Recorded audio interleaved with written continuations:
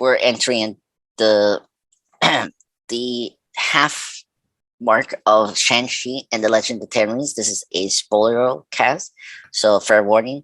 Click out from this podcast so you can have a chance to see the film and then hear the amazing spoiler things that me and Will were gonna do.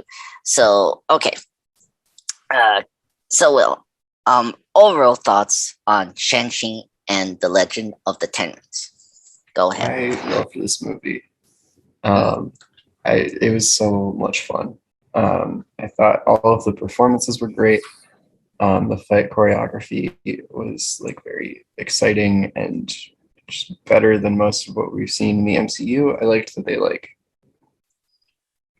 the shots were long enough so you could actually like see stuff happening, and they weren't like right in close. They like zoomed out a little bit.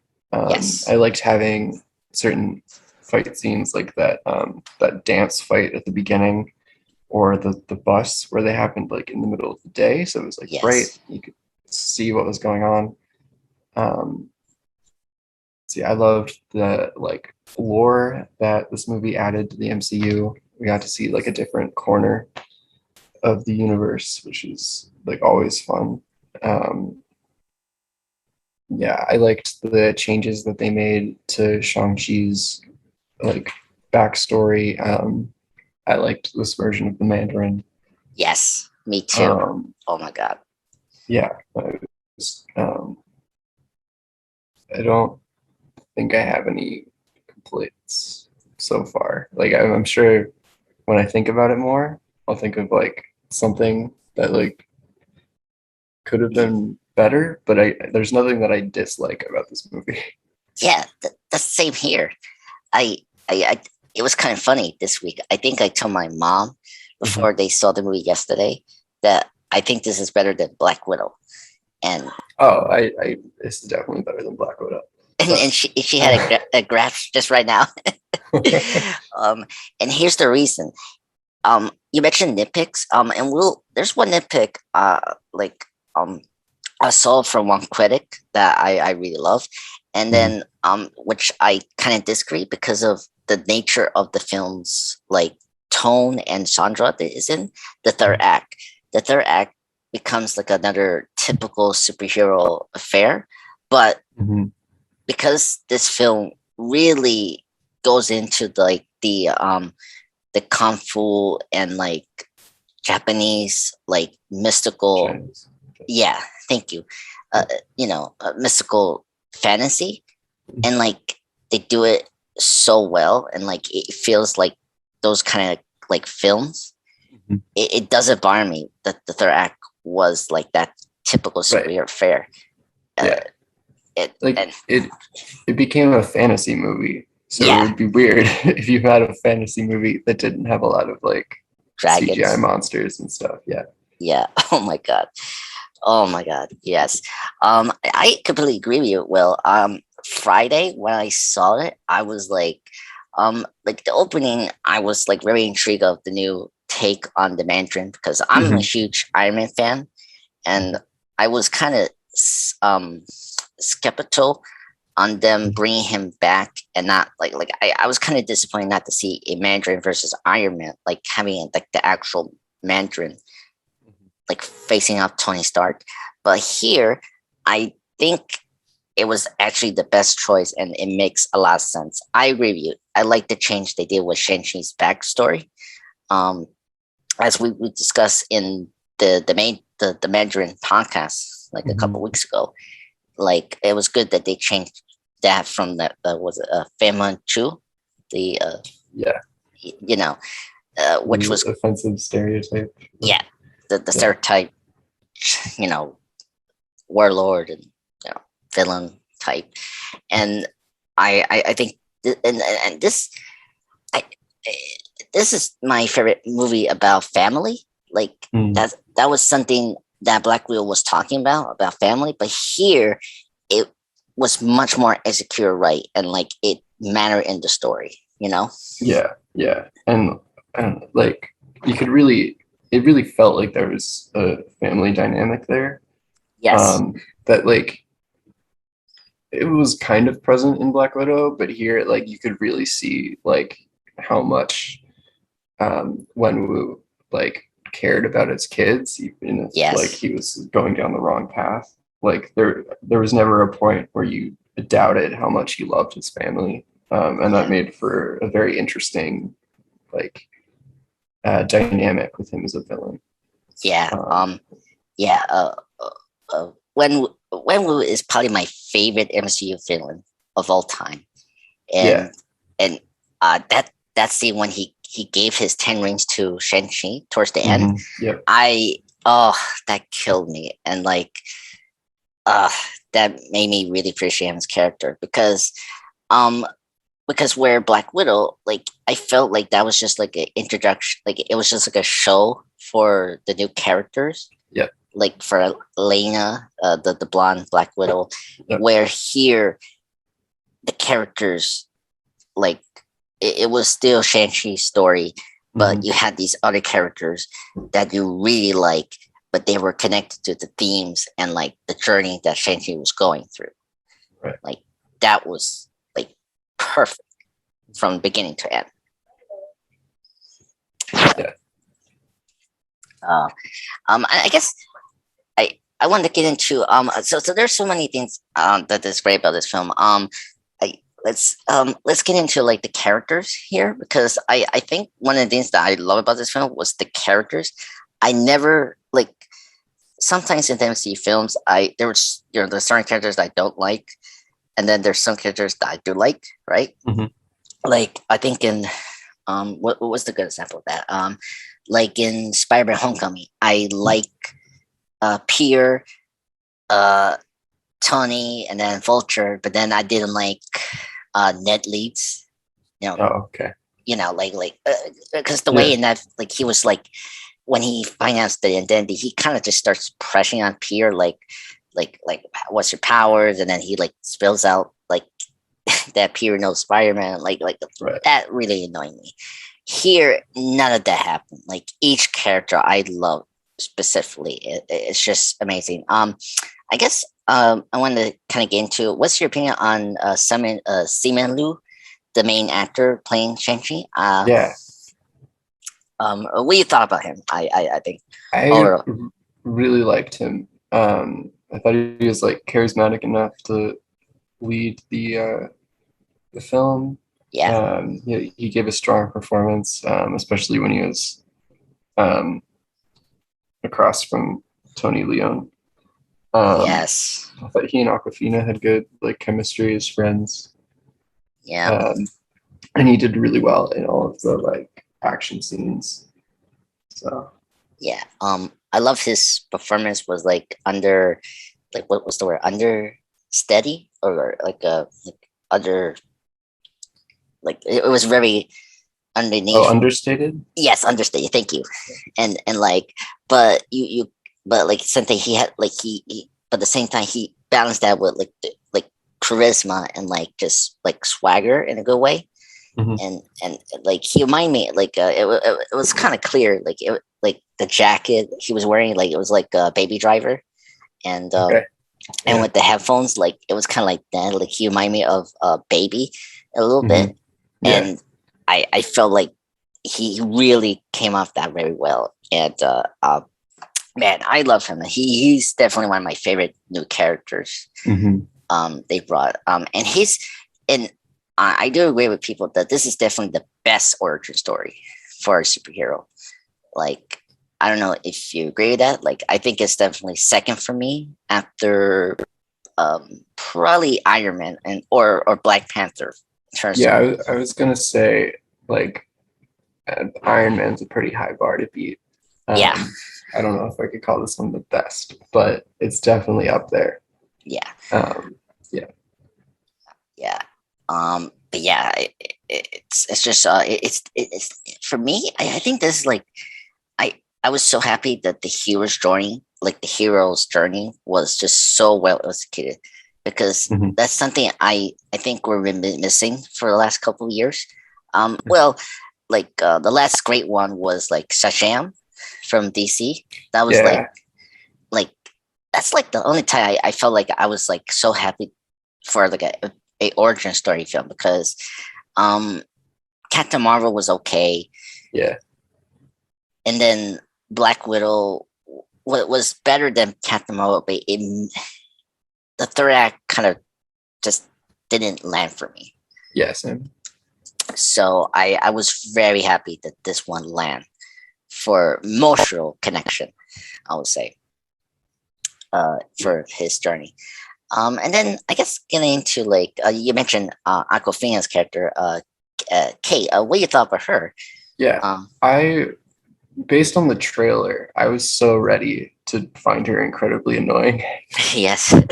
And then I started watching the movie, and I liked her, and all of the scenes that were in the trailers, when put into the context that they were in the movie, like were like funny and great. Yes.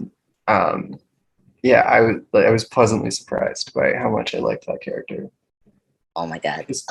I don't like the trailer. So at the end of the first trailer, which is the only one I saw, because I don't like to like watch trailers. That makes sense. There's that scene where like they're on the bus, and it ends with her being like, "We make a good team," and I like you assume that she's saying that to Shang-Chi, right? And like if she's saying that to Shang-Chi, that's like classic like Marvel quip that like feels like focus group tested and doesn't actually land. But her saying that to the like dump truck driver that she just crashed into, like looking incredible. Like, yes. Oh my god. Yes. Oh man, yeah. The trailer did not like make her seem like she was going to be good. But it happened before. Like I don't know, you had this like the Wonder Woman trailer with there was like that last part where like Anna Kenny meets Wonder Woman, and then she mentioned ex secretary, and then Diane mentioned goes to that part where like she say, when you're like a secretary, that means slavery, and then like it you know that part when she was in that like shop trying to dress up to like normal clothes. Yeah, it was kind of like that for you. Yeah, I see what you were saying. Hiroshima is like hit and miss, but I think this movie it was definitely the best from her for Awkwafina. Like it was top notch from like every minute she was on screen. My favorite was like my favorite moment from her character Kate was when we got the introduction of Shang-Chi's sister, and when they were fighting in the cage, and then when we cut to the next scene where he's in in her office, and then Kate comes in, and like she has the money, and then he plays like, "Did you bet on me?" And she's like, "No," and he puts it away in her mini pocket, whatever. That was that was my favorite moment from her. Oh my god. Yeah. And the shirtless joke, when Shinny was like shirtless, and like that moment I love. Oh my god, yes, yeah. Oh my god, Kay was amazing, and I like and the thing I liked about her compared to like some of the sidekicks or like or main human, she's like the best human non-superhero sidekick that had like an actual arc, and like if like fit in the themes of what was going on with Shang-Chi. Yeah. That was impressive for me. That I wasn't expecting. And they were so consistent about that. And like and this and her character like parallel to Shang-Chi's sister, where she had the same like different way, but like similar to what Kate was facing or Shang-Chi. So, and I guess now we mentioned Shang-Chi, sister. What do you thought about the sister? I thought she was all right. Oh, really? I don't think she was like the strongest part of the movie, but I don't know. Like I think there's promise for her, like in future movies or installments. So. Okay. Yeah, what did you think? Um, I I do agree with you. I um you know what's surprising? This is the actress' first film, Okay. so I can see why you kind of say that. I definitely like her. I think they're setting up for her for very big things when we get to the post credit scene. Hmm. When we get to that, because Yeah. I was like, oh, that makes a lot of sense. Yeah.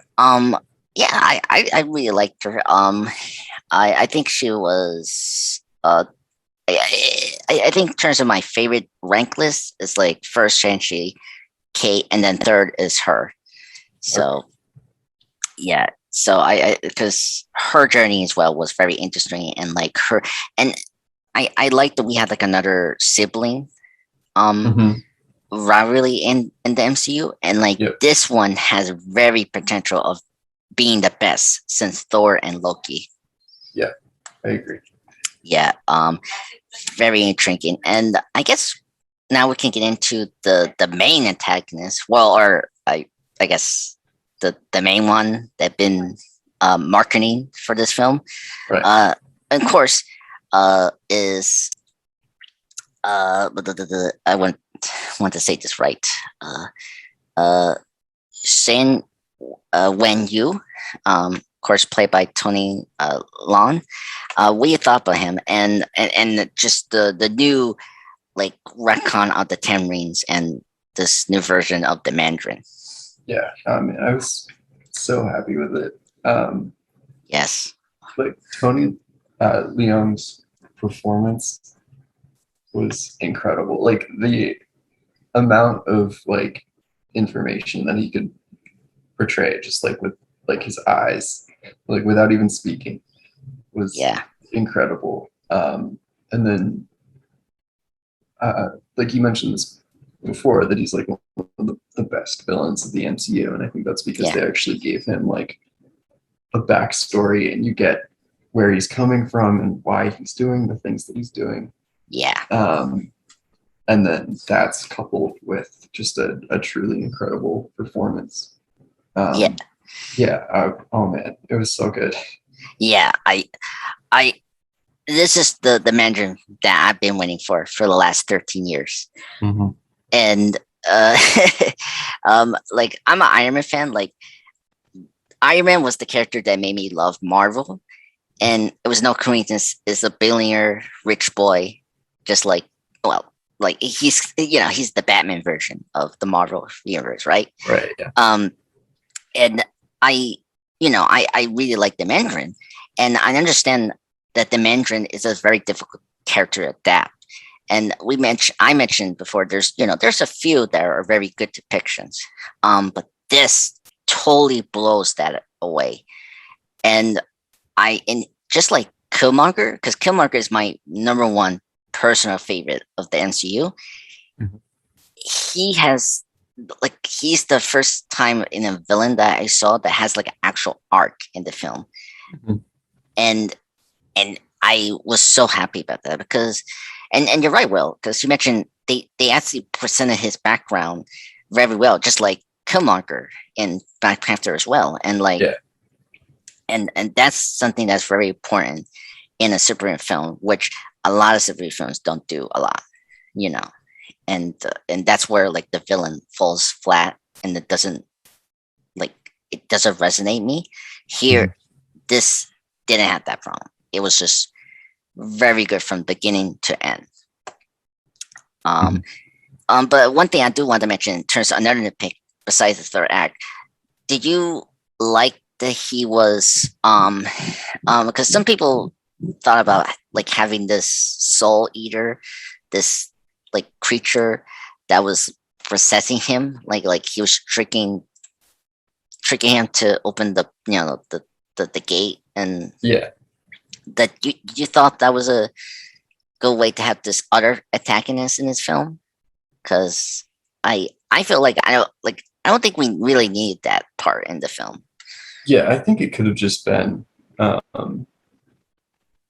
Shang-Chi versus Wenwu, but I think Yeah, in order to get that scene at the end where when we realized that he was wrong and that he wanted to pass his mantle on to his son. I don't know. I'm trying to think of how you would do that if there wasn't like a force for them to team up against. I'm sure it's possible. I'm just struggling to I think I of the guess way. so. I guess like I I guess the thing like it doesn't like hurt it like Wonder Woman like third act or like Black Widow is that like you're kind of like you understand why when you is doing Yeah. and like and there's like and then the part that actually the thing I like about this was they like they like they didn't like shy away with the magic or fantasy stuff. Mhm. So I was kind of comfortable with what they were doing. Well, and that scene, like at least like the main focus was always Shang-Chi and his father Right. still, Yeah. and this was just like the was it the classicism or like the antithesis of what was going on? Maybe I don't know. Yeah. Yeah.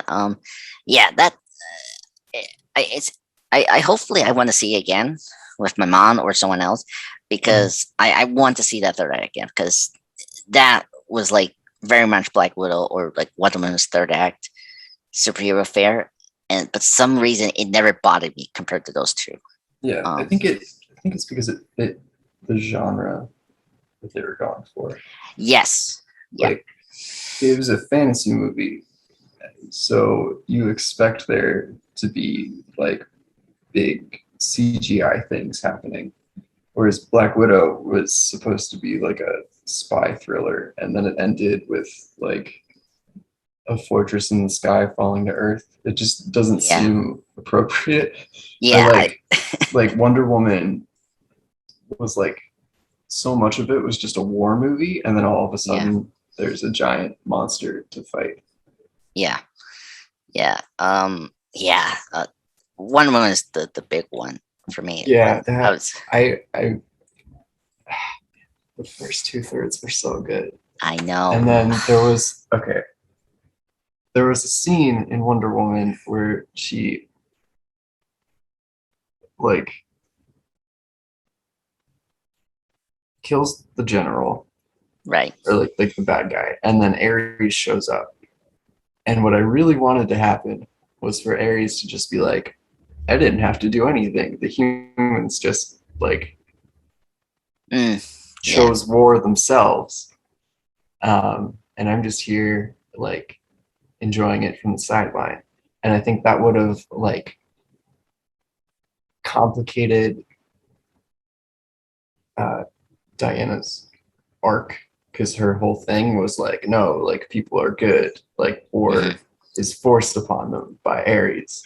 And I think her like confronting humanity's like um like push toward war would have been way more interesting than like, no, JK, she was right. Ares was behind it the whole time. Yeah. Um, here's a CGI fight. Like, oh man, it could have been so much better. Yeah. And to like wrap up the Wonder Woman and the Black Widow thing, I just wish the villains fit more to the storyline. Like for me, I think for Wonder Woman, it should have been easy for Wonder Woman's creative team to just put Ares to be like he orchestrated the World War One events, like kind of like how in X-Men First Class, where Sebastian Shaw orchestrated the Cuban Missile Crisis. Like you know what I mean? Like Yes. like he like was invented like he invented was the cause of that like human like historic event, you know? Yeah. But that didn't happen in Wonder Woman. and it was weird in Jenkins' part and the team. They were trying to like it was like a twist. Like, is Ares there, and like is it real or not? Like was he alive? Like, I don't know. Like, they didn't do that well, honestly. But and speaking of like third act problems, we mentioned Iron Man 3, right, Will? And we like that movie, right? Yeah. And I I I saw the premiere photos of Shang-Chi, and there was one actor I saw. I was like, oh, he's there, and I was expecting him to be back. And of course, folks, I'm talking about Ben Kingsley, who played the fake Mandarin in Iron Man 3. Of course, Trevor Slattery. Will, what you thought about him, and were you surprised he was like a major part in this film? Like, yeah, I it had been spoiled for me that he was in it before I saw it. Mhm. But I assumed it would just be like a quick cameo. Yeah, I thought so too. And then like I was in the dungeon and I was like, oh, like, is this gonna be where Trevor shows up? And then it was, and then I was like, oh, that was fun. And then he was there the entire rest of the movie, and I was Yes, like, okay, this is cool. Yeah. yeah, That was a fun surprise. And yes, I feel like it gave closure to that like thread of Iron Man 3. yes. I agreed. And most importantly, Wang Wu, the leader of the Ten Rings, actually addressed what happened. Like, he addressed why, Guy Pearce's villain from Iron 3, Arthur Killian, picked the Mandarin, as the fearing the U.S. with this, the moniker of his, supposed name. Because the one thing that's kind of I actually like that when Will doesn't go by the name the Mandarin, it's just like that was something that the Americans made that up. Like, Right. Yeah. like that was so cool, and I really liked that. And I love how he does a little like sarcastic like mark, like they actually did it right. People were feared by that Mandarin. um, oh my god, yeah, Trevor was so surprising. The moment I love him is when he had Marius, the little creature. Yeah. That was where I fell in love with him. And oh my god, and his speech about the Planet of the Apes. Okay. Oh my god, I cannot believe they did it. Oh my god. Oh, here.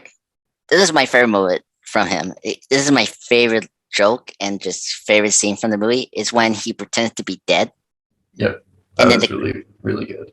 Oh my god! And the little creature came in, and he was like sad, and then he got like a shock. It's like, oh my god, he's alive, and he just tell Morris that, oh no, dude, I'm just performing. I'm just pretending to die. And then the creature copies him, and he flips.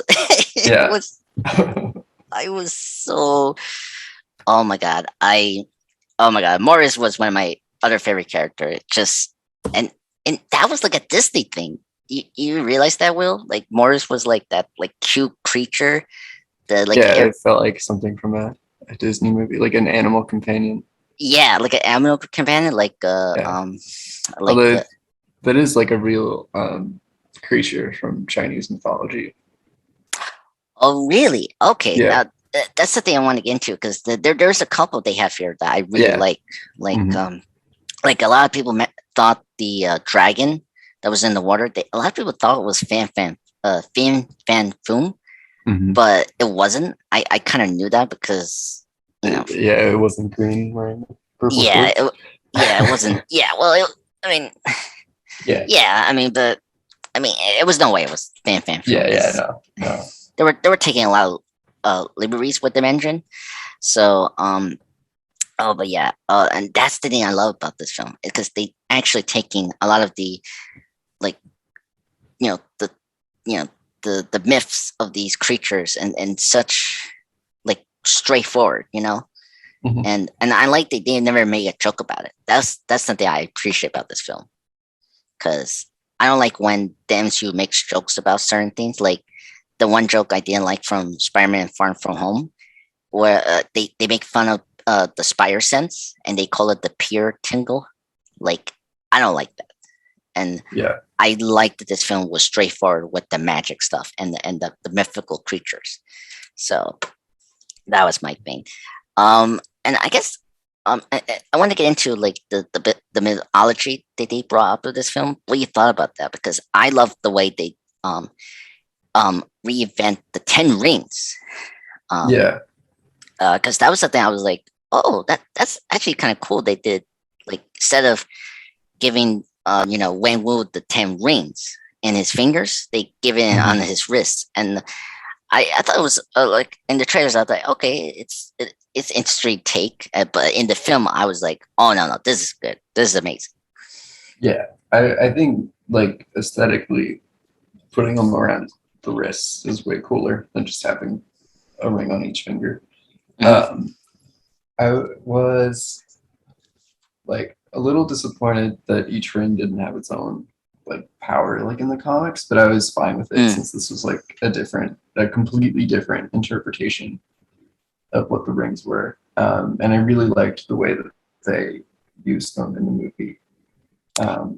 Thematically as well, like like the fighting style that Wenwu had versus how Shang-Chi kind of combined that with his father and his mother's different fighting styles to use the rings differently. It was really well done. I really liked the creative uses for the rings. Like Shang-Chi was using them to like jump off as like stepping stones while he was in the air. Yes, I agree. Oh man, really well done. And I'm excited to like learn more about their origin in the MCU. Like we got that hint with the post-credit scene. And I'm curious. I'm curious if they're gonna bring in Fin Fan Foom there, or they're setting up something else, like overall in the MCU, like the Beyonder or like some other entity, like which I'm curious about. And I want to discuss like towards the end, like the post-credit scene and the theories, all that. I didn't have a problem with the rings not having specific powers because I kind of understood that because they didn't want to be like the Pyre Stones from Thanos and the gauntlet. They don't want to retread that. And I was totally fine with that. And the thing that I appreciate about this was they actually, like, if you've seen like Hero or like Crouching Tiger, Hidden Dragon, I love it. They used that, like, what if Crouching Tiger, Hidden Dragon, or Hero, or all those like kung fu fighting movies was in a superhero film? They did it so well in this film, and that I was so happy about. I actually watched Hero earlier this week to prepare for Shang-Chi. Just to see like Tony Leung doing his thing. Oh my god, that's cool. Man, that's a great movie. Oh my god. Have you seen Infernal Affairs? I haven't. I was trying to see if it was streaming somewhere. But it isn't streaming anywhere that I have like access to right now. I trying to find it. I think Netflix has it or something like that. I don't know. I think I looked there. There was some Netflix movie though. Crouching Tiger is in Netflix in this moment, and the sequel as well. But I guess we're not talking about the father. I want to bring up the mother of Shang-Chi, and I actually really liked her character. Her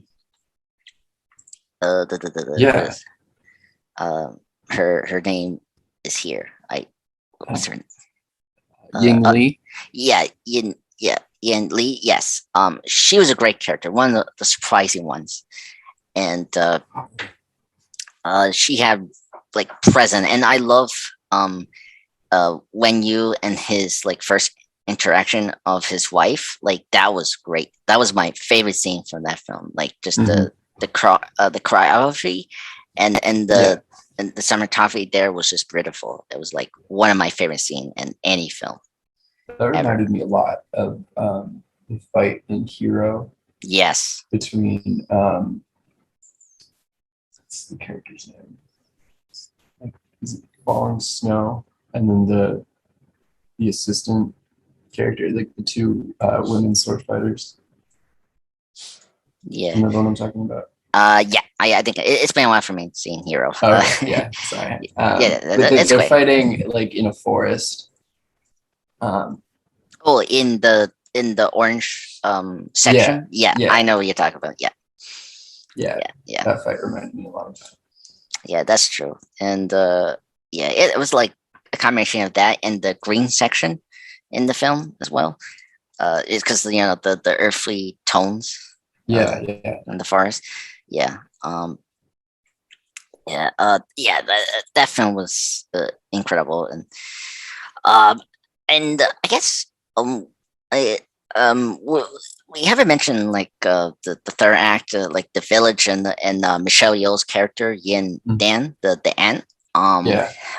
Let's kind of go over to talk about that. What do you thought about her and her second MCU role? Right. I thought she was interesting. I hope she comes back for like a future thing. Yes. To like explore more of like her relationship with Shang-Chi and then with Talo. Yeah. And the sister as well. I'm kind of curious about that. Yeah. It was just kind of surprising. I feel like her character was like she's great in the film, but like she was like bottom of my list. Like I don't know, like it was kind of like kind of the role she plays, I guess.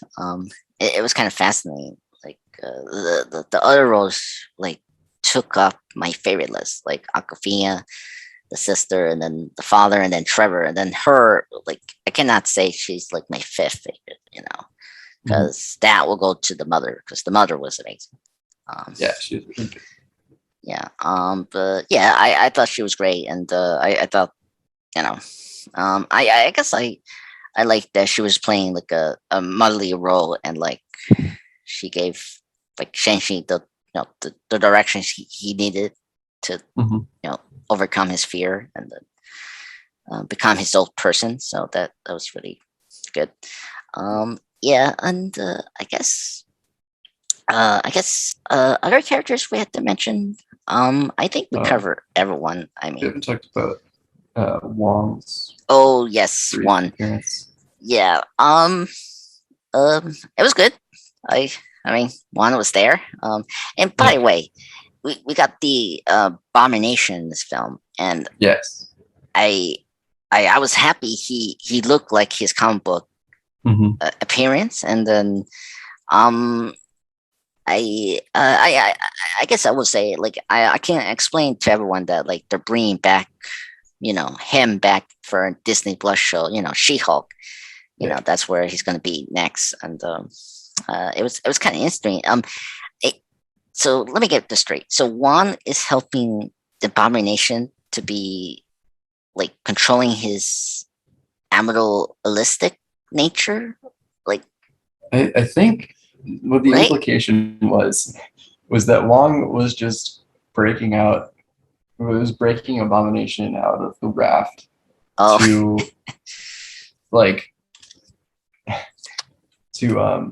rig fights so they can make money. Oh my god. So like he before they leave, Wong's like well, next time we'll practice you throwing that punch like I taught you. So I think. Oh my god, that is hilarious. They were like gaming with the underground fight ring. Wow. So they could make some money. Oh my god. Yeah. I did appreciate towards the end about like I love how Wong went with Kate and Shan for the karaoke. Yeah. Singing along, like that was my favorite. Wong's character is so like chaotic, and it's really surprising. Yes. But it's always fun. Oh my god. Yeah. He was my favorite character in Doctor Strange. Like I did love the running joke about him not laughing at Doctor strange jokes and like that. And then I mean his line about was it the hulking fudge thing he liked in Infinity War. Oh, yeah. Yeah, and then his line from Endgame, like, "Do you want more?" Like, Right. Towards the end of the Endgame, that was funny. Yeah. I'm happy that one is getting more to do, and like he like I think he was like the right step of doing like like because one was very typical in the comics, and I think Marvel did a good job of modernizing one in the 20th century. Yeah. Yeah. So it was great. Oh my god. I liked Abomination's new design. Yes. Yeah. Yeah. I'm surprised he didn't talk. That was like. Yeah, me too. But I'm sure when he shows up in She-Hulk, he'll talk. Yeah, I guess so. Yeah, I'm very curious about She-Hulk. Okay. Let's there were like I was with my friend, my childhood best friend Chris for Friday to see that film, and I point out certain things that I saw from the MCU. A big one was like I saw a Black Widow agent that was fighting in a cage, and it was like a blanket. You blink it and you miss it moment. Yeah. She was fighting like a extremist soldier. Yeah, I saw that too. That was cool. I was like, oh my god. So I was very happy they didn't forget about that, because I was kind of like, that made me think like, well, did those extremist soldiers that were in AIM, like, did they survive? And they are. So that was cool. What else do we got that was like comic book themes? I guess we're going to like references now. Like could you bring up some of like the Chinese creatures or like the mythology they actually like they were borrowing from? Like which, like I'm kind of curious. Let's see. I saw there were nine-tailed foxes. Okay. When they were like driving in, which there are versions of those that appear in Chinese, Korean, and Japanese mythology. And there's a Pokemon based on it. There were firebirds, which also there's a Pokemon based on. Okay, yes, I think I was thinking about that. I don't know the name for the lion creatures, but they're pretty famous. And then when I was reading on Wikipedia earlier, I saw that that like Morris, Trevor's like companion, is something called a Hundun. Okay.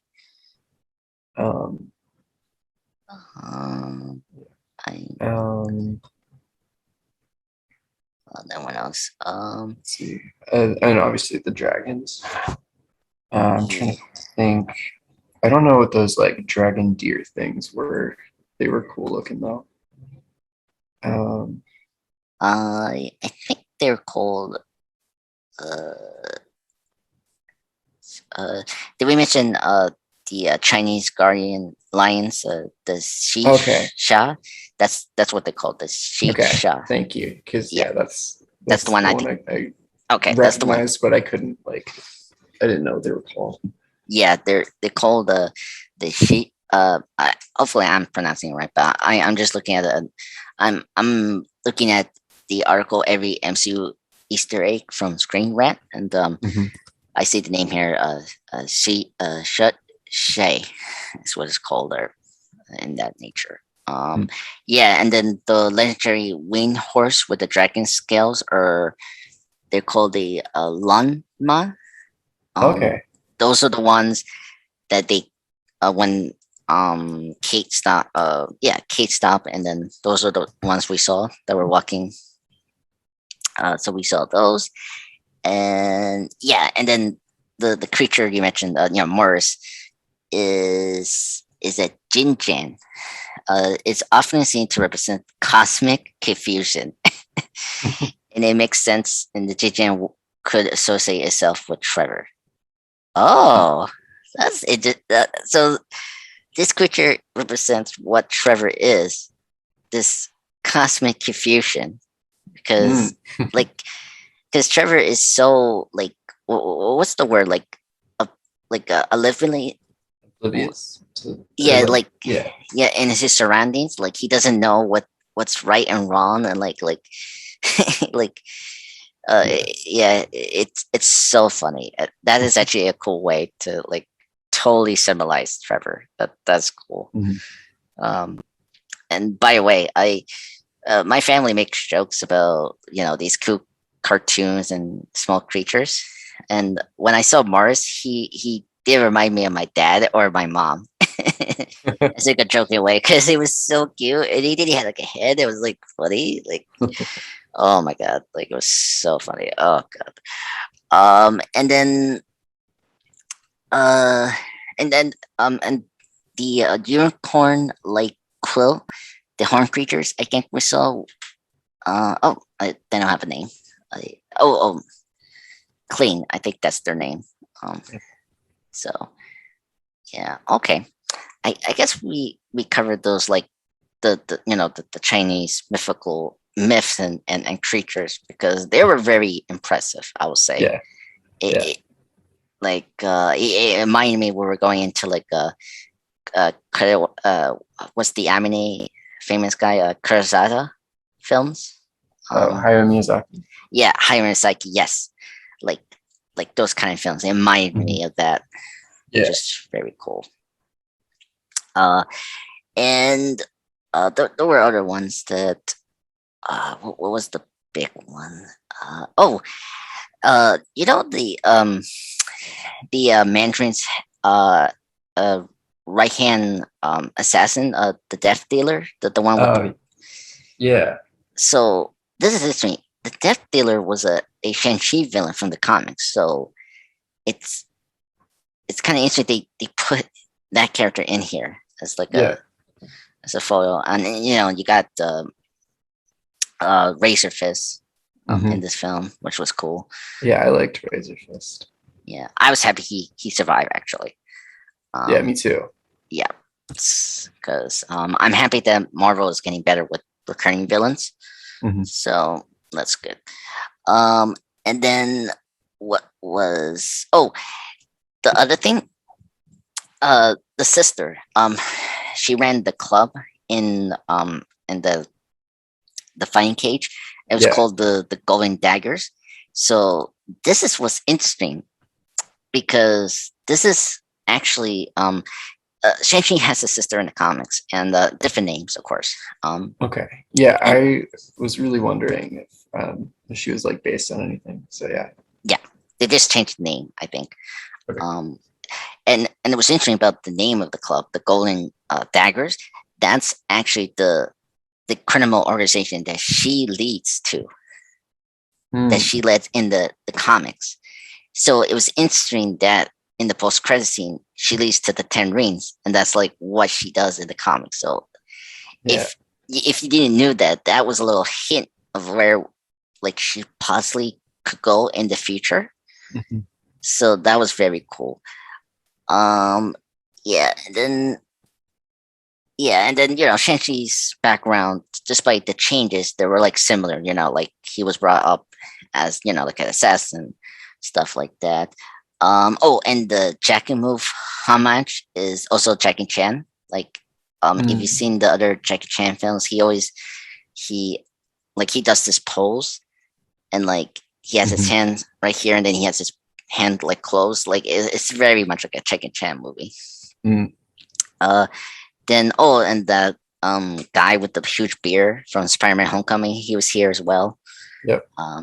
He was funny actually. Yeah. Like, just taping the whole thing. Also in terms of the timeline, which if you guys were kind of confused, well, it's not confusing like Black Widow was.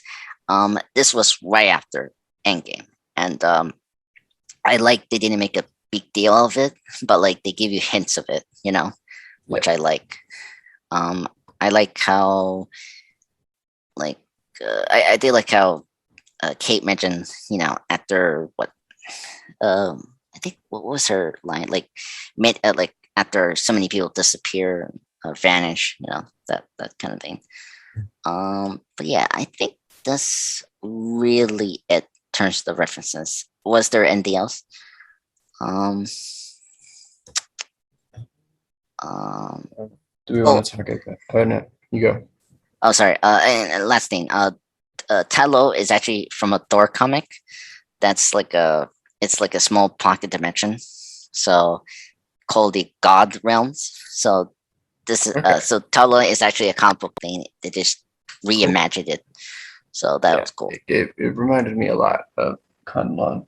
So I was wondering if they were just like reskinning Kunlun or yeah.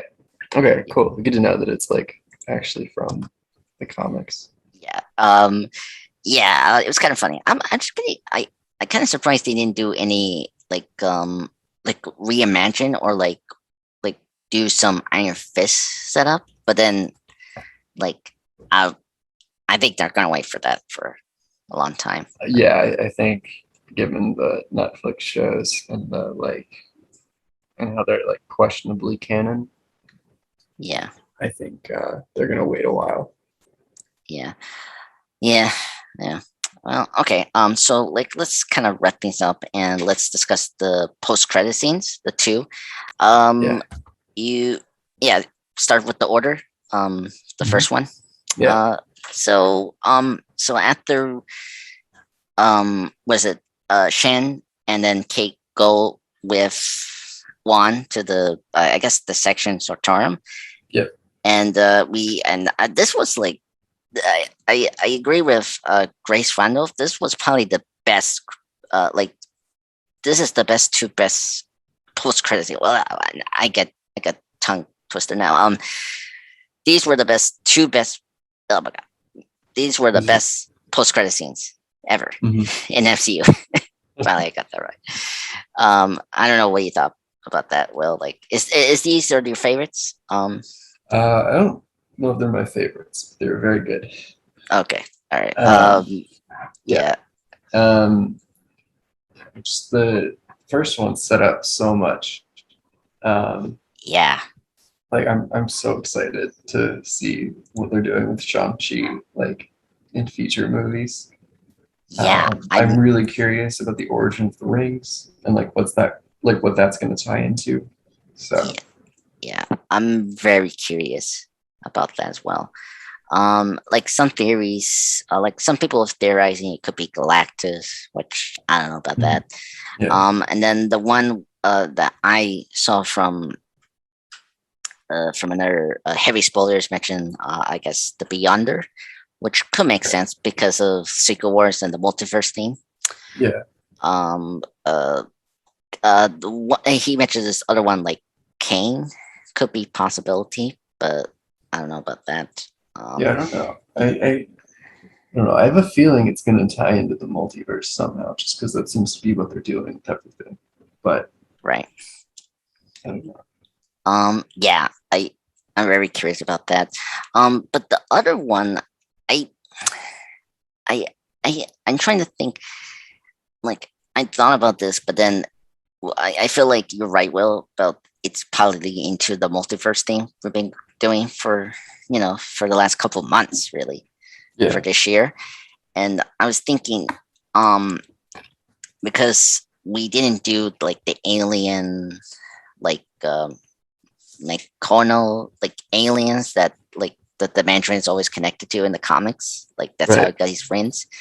And then we gotta mention like the Crayer, like the rings, like the 10 rings in this film land in a crater of some sort. I kind of wonder maybe they're bringing in those creatures in to maybe some like the secondary antagonists. Maybe I don't know. Could be. Yeah. Because they ruled out like Banner ruled out science stuff. Yeah, Wong rolled out Fran. magic stuff, Yeah, but Carol didn't. recognize it. She just said she didn't recognize it. Yeah, she didn't. Yeah. It doesn't mean it's not from somewhere else in space. Yeah. I mean, and this is where I can say, like, is this like a possibility for Fin Fan Foom popping out soon? But I like I I don't know. But yeah, so a lot of questions they left. Like it's very unnecessary, but it was a cool post credit scene. Yeah. It was same holograms from Avengers Endgame. That was cool, and Banner actually went back from being normal instead of Professor Hulk, which is interesting. Yeah, that's interesting. Maybe we'll learn what that's about in She-Hulk. Yeah, I'm very curious about that one. Yeah. Is there anything else besides that credit scene? Like it was just like last thing I guess to mention that credit scene was I like how Juan was talking to Shan and Kate about now that their lives had changed, and it's like now they had to be prepared for what's gonna come. Yeah. Like that was my favorite speech from Juan. Yeah, it felt very meta too. Just talking to Simu Liu and Awkwafina. Yes, it's true. Yeah, and she's gonna tag along. That's actually industry is a civilian gonna become a superhero. Yeah. That's so funny, and I love how like it doesn't feel weird. It's just like it comes natural. That's kind of cool. Yeah, they feel like a team. Yeah. And I think she's way better than Kristen Palmer. Like the best. Yeah. Like it's so funny and interesting that they just nailed this character right. Yeah. And I guess now getting to the second post credit scene, this one was my favorite, and I when we saw the sister again, Sue, and of course her Razorfish comes into her room, and then we're seeing her walking into this mystery room, and then her sitting down and see the 10 ring symbol with being modified from her point of view. Yeah. And I was like, oh my god, that's kind of cool. And then they cut to the 10 rings will return, and oh my god, that made me so happy. Oh my god. So so question, is she going to be the main villain for the sequel? You think? Could be. Like, yeah, I keep waiting for them to like announce a sequel or something. Yeah. But yeah, it could be. Yeah. I mean, it makes sense. I mean, she was a villain, I guess, in the comics. Yeah.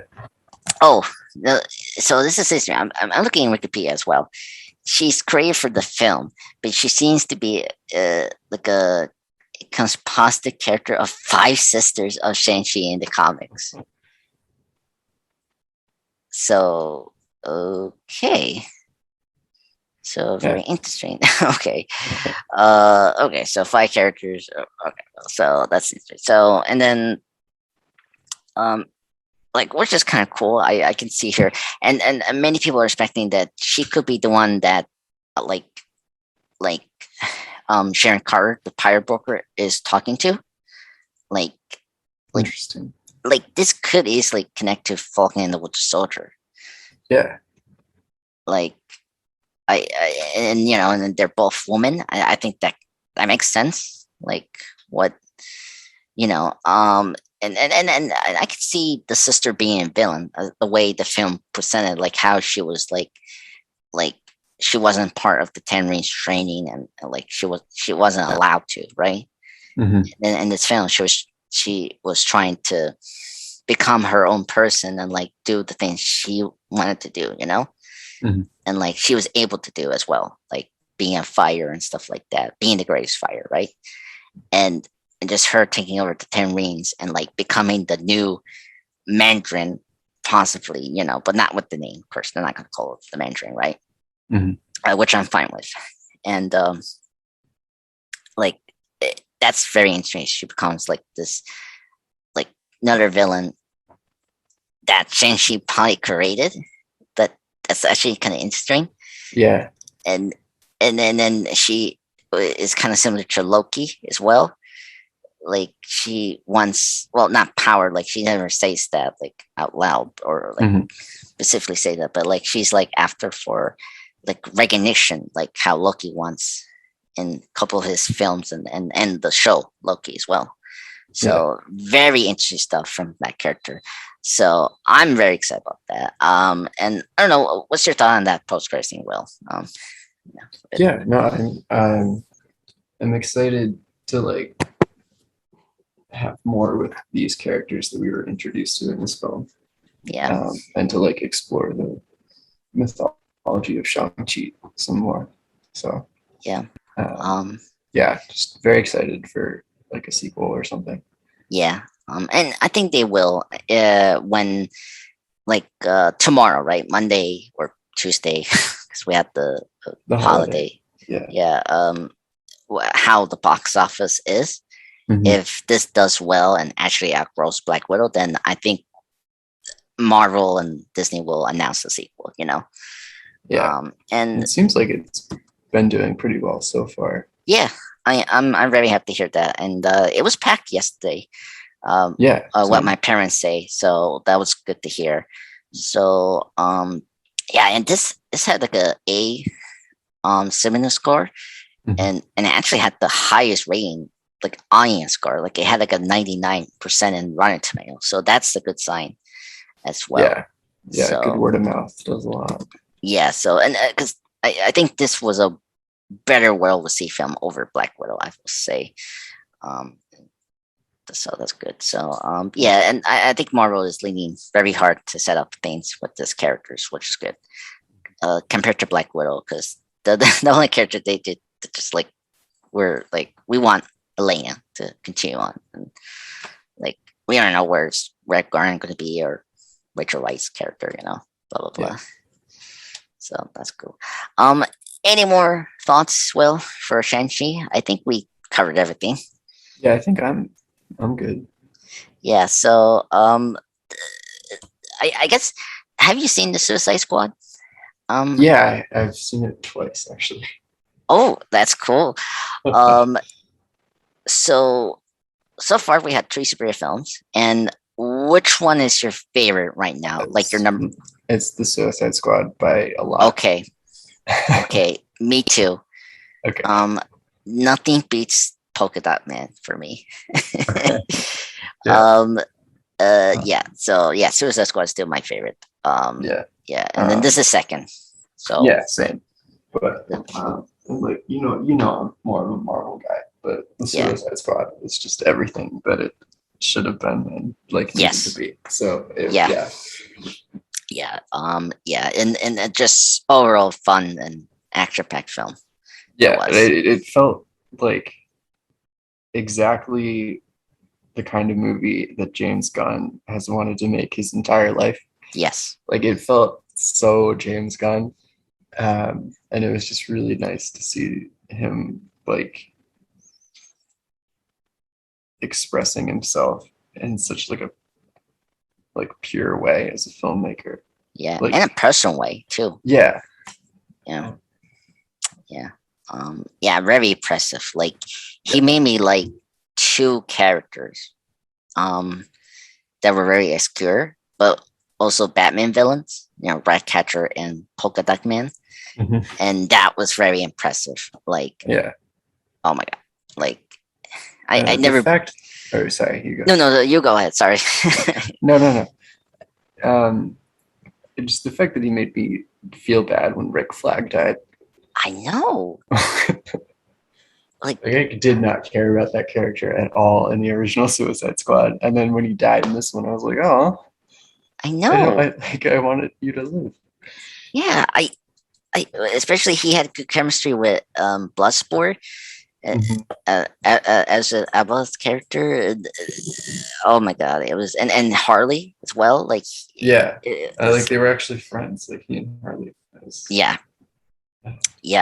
Very impressive. Like Gunn just showed the master of filmmaker, and like, and I think this was my favorite like ensemble cast since the Guardians films. Really, like, Yeah. Yeah, it's just, oh my god, yeah. And then Shang-Chi is second, my favorite. I think it's probably the best thematically personal film we have seen our superhero film since Black Panther. I think for totally different reasons, of course. Um, and it's definitely the best action film we have seen. And I would say I think all the three superhero films we have had the best action scenes so far. At least they haven't been disappointing at that point, you know? Yeah. Yeah. Yeah. Yeah. Yeah. I guess so any more thoughts before we go? No, I think I'm good. All right, that's cool. So, well, everybody, I hope you enjoyed this very spectacular podcast of What If and the spoiler cast of Shang-Chi. Of course, me and Will be back for next week for another talk of What If. And the next movie, I guess we had to talk is about Venom. Is that our next film? Soon in October. Is it? Yeah. I thought it got pushed back or something. I don't know. I didn't see the first one, and I'm not super interested. So you want us? We can skip that because I don't want to talk about Venom too. Okay. I can do like if I see you with my other friend Kristen, Miss Flamingo, the movie critic, I will do like a small chat before we do the What If talk, whatever, and just say what my thoughts are. But hopefully, I don't want to see that. But we'll see. Okay, it looks like it's coming out October 15th. Yeah, so, they got moved. There was this weird debacle, like it was like someone made this like notion that it was going to move next year, but then Sony debunked that. No, it just is staying in this release date. So it was just this weird debacle that's just happened randomly. So yeah, very weird. But then I guess our next official podcast could be Eternals, which is November, which I'm curious about. Yeah, I think that'll be interesting. And actually, they announced like this week that Hawkeye is coming out. It's gonna start airing, I think, November 24th. Okay. Same week as Thanksgiving. Oh, okay. Well, that's it straight. So, but that's good because I know that's gonna be our next like TV talk after this series. And I heard it's gonna be 6 episodes. So yeah. So I know that part. They did confirm the episode count. But they haven't mentioned like the runtime. That's wait, Andy Serkis is directing Venom 2? Yes. Do you know that? I didn't know that. Oh, that's wild. All right. Yes. I mean, we should talk about it. I mean, if it has good reviews, which I'll be shocked it will have, we should talk about it. But if it's not going to get good reviews and all that, we're not going to talk about it. Yeah. So, yeah. Well, this is a fun podcast. Oh my god! Wow, I can't really enter serious with going to direct this. I haven't been paying attention to it at all because I just wasn't interested in seeing it. Yeah. And I guess like last thing to mention, it's PG-13. They confirmed that. Yeah. Because I saw a trailer for it before Shang-Chi, and okay. Oh man, why would you make a Carnage movie that's PG-13? I don't know. But that's Sony.